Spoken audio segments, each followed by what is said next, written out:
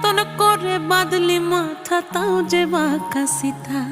মেদিনীপুরে রায়না চিরন বাঁকুড়ার ওই ফিতা, আরে যতন করে বাঁধলি মাথা তাও যে বাঁকা সিথা। পেছ পাড়ি